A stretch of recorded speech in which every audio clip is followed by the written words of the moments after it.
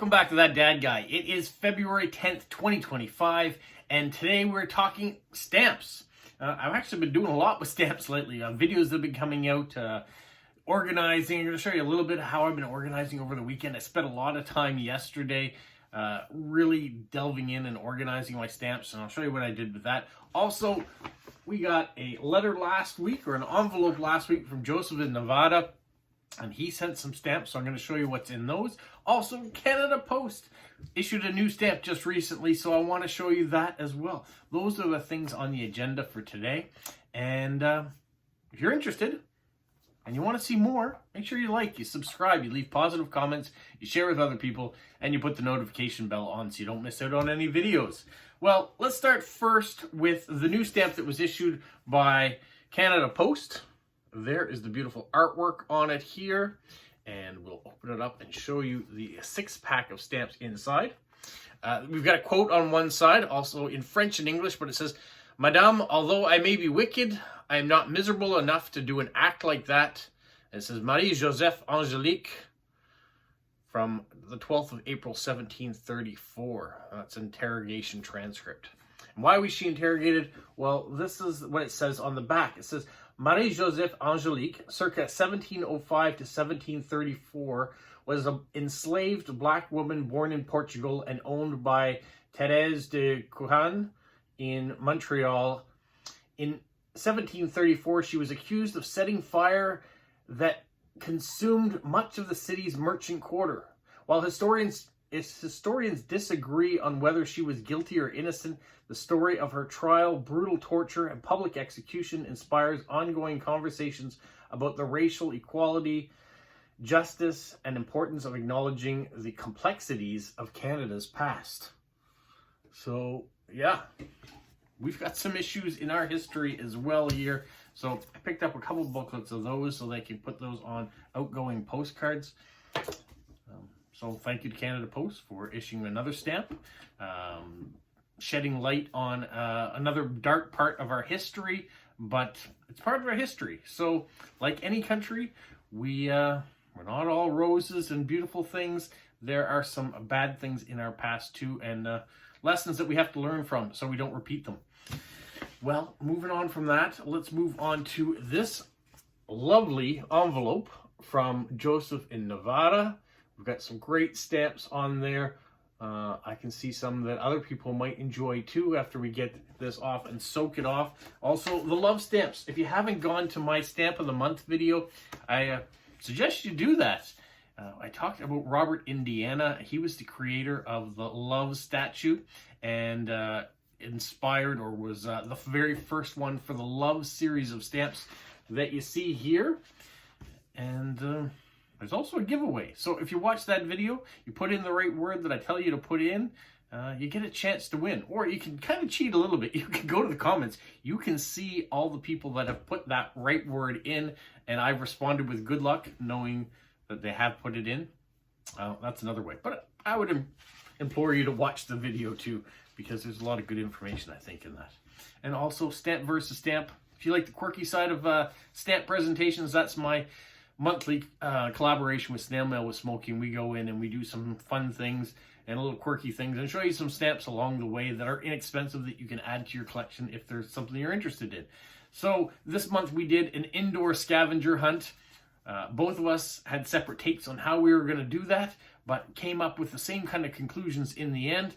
And we told a bunch of stories, and it was up to you to figure out which one was true. So we'll see how you do on that. Just some other videos to check out. All right, Joseph, inside his envelope, he sent me a postcard that was blank. He said he thought this mailman on a scooter might be better coming from an actual mailman. So I'll be proud to send that off to somebody in the future. He also sent me a nice letter that explained what he sent. And one of the things he sent, because he said he would, were these beautiful Star Wars droid stamps that the United States Postal Service put out. I have gotten a few of them on postcards and envelopes and things like that, but I certainly don't have a full sheet or a complete set until now for my collection. So thank you for that. He wasn't done though. He also sent a few stamps that were on paper that I could soak off. So I've got them here on the desk behind me. I'll take the camera and show you what he sent. First off, this very interesting one here. It is a full a sheetlet. So these individual stamps, of course, don't come off, but you can see how it's already been canceled. It's been put on an envelope as it was, and it came out in 1947. We also have these 4 attached stamps, 25-cent stamps. We've got a couple U.S. airmail, and then some special deliveries, 1 on paper and 2 off. And we have an envelope here that we'll have to soak off as well. There's some stamps, bluegrass ones. This one here, thinking of you. When I see those flowers this spring, I'm definitely thinking of the spring because it is cold again today. And then we have some German stamps. There's another U.S. one from those transportation series, the bread wagon. And then we've got some stamps from India. One from Norway. Another one from Germany. This one here is just an envelope one. It's not an actual stamp on there. So you can't soak that off. That's just an envelope corner of prepaid. The German one, and finally an English one. Thank you so much, Joseph, for the nice envelope, the surprises that were in it, and also for watching my live streams and all the other times that you get together and you comment on my videos or leave a message in the live streams. I really appreciate our community support that we have. All right, last thing I wanted to talk to you about was organization. If you've been following my channel for a little while now, you know that I have organized this office just recently. I used to have boxes everywhere and stamps in envelopes, and I still have stamps in envelopes. I'm not completely organized yet, but I did organize the back. And I got a bunch of binders. And in these binders, I've been putting Vario pages. And so in the past, what I would do is I would take a theme. Let's just have an example here of some of the stuff that I haven't yet done. Like this. I would do a video about different themes of stamps you can get, and they would be different countries. You can see I've got some blank parts now on these Vario pages because I have been tackling it. I have been going through and taking other binders with Vario pages and breaking them down by continent, then by country, and then putting them in alphabetical order. So I know that all the stamps that are in this particular binder are South American countries, which is appropriate because we've been working on my father's stamp collection and going through nation by nation with the countries he did have anyways, and talk about them and do a little history. So now I have another binder I can go to, and as I continue to fill that up, I can open that binder and say that these stamps are also now in the collection, and it gives me a few more to do, which is great. And also, when new stamps come in, I have a place to put them. The next step after I go through all of this, and that includes all of these envelopes that are behind me that you can see here, I've gotten kind of in an order, but they have stamps in them. Those stamps have to be taken out. Some of them have to be soaked. Others just need to be sorted into the binders. And then I'll take a country at a time and go to my Scott catalogs and start putting the stamps in Scott catalog order. That's the long-term project. That's the long-term goal for the stamps. My father, diligently with his collection, he put most of his in Scott order. The countries that he only had 10 or 15 stamps, he usually just put them and hinged them onto a page, and so they're not in any real particular order. In the future, I guess, I'll probably have to arrange those and add them into these binders. Not take them all off, but the ones that aren't in Scott order, I probably could take off and put in order in Vario pages. That's what I like to do. That's the thought process as of February 10th, 2025. What it will be in 2026, 2028, 2030, I don't know. It's a changing hobby, changing ideals. Maybe at some point I'll say, you know what? Having the world is too much, and I need to pare back. I can't see paring back what my father originally did, because those pages, the way that he's written in them, are memories for me. So I can't see doing that, but who knows? Time will tell. I'm getting older. I've got gray in my beard. I don't know who's going to want to take over the stamp collection when I'm done with it. It would be nice if it would go to a member of my family too and keep it going. Right now, neither of my children, I don't think, have any interest in stamps, but who knows? Maybe in 20 years that will change too.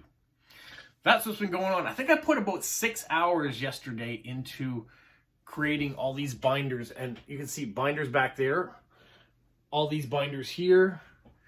So some of those binders are the ones I'm taking the stamps out of, and about 6 of them are the ones that I'm putting the stamps into and organizing by region and alphabeticalize the countries. And then eventually, like I said, we'll try to get them into Scott order too.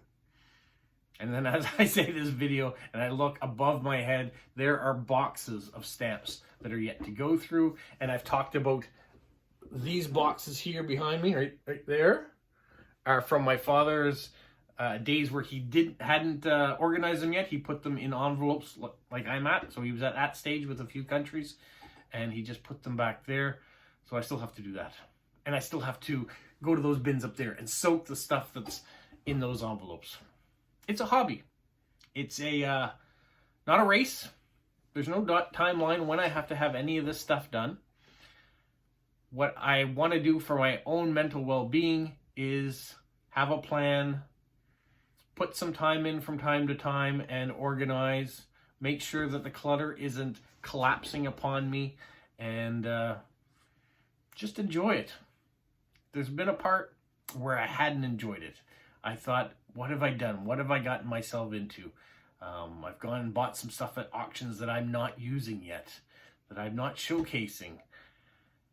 But now that the office is cleaned and have a plan of what I want to do, and I have a source for the Vario pages that aren't costing me a fortune, which is nice, I think it's going well. I think it's getting better.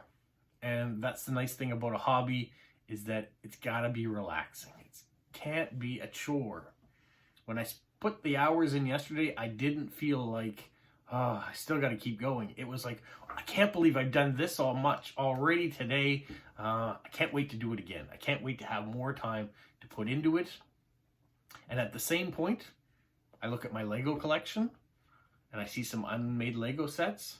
And now I think, this week, I think I probably should do a set, maybe 2. I don't know. It's been a while. Before that, I just kind of wanted to set them aside. I bought them, I wanted them, but I didn't want to put them together yet. There's some that I want to put together this week, I think. Maybe tomorrow. I don't know. Anyways, stay tuned. Thank you for watching. Yeah, it was a stamp day today. Still is a stamp day. Hopefully, whatever hobby you're into, I know you're probably into stamps because you're watching this, but you're probably into post-crossing or other things as well. Enjoy it. Have fun. Relax. Don't let life bring you down. And if it's getting heavy with life, go into hobbies. Take a moment. Find something that you can relax with. It makes a world of difference. If you can kind of shut off, even for 30 minutes, and do something. Whether that's read a book, listen to music, watch your favorite television program, work on your stamps, play with Lego, send some postcards, knit a sweater. I don't know. It makes a difference. If you can do something that's not household chores, your work, something you need to do in order to get that paycheck to pay those bills, have a hobby. I encourage you, have a hobby. There are lots of great ones out there. All right. Have a magical week. What follow? You say like, subscribe, share, and tell all your friends. Who's a good boy? Who's a good boy? Bye.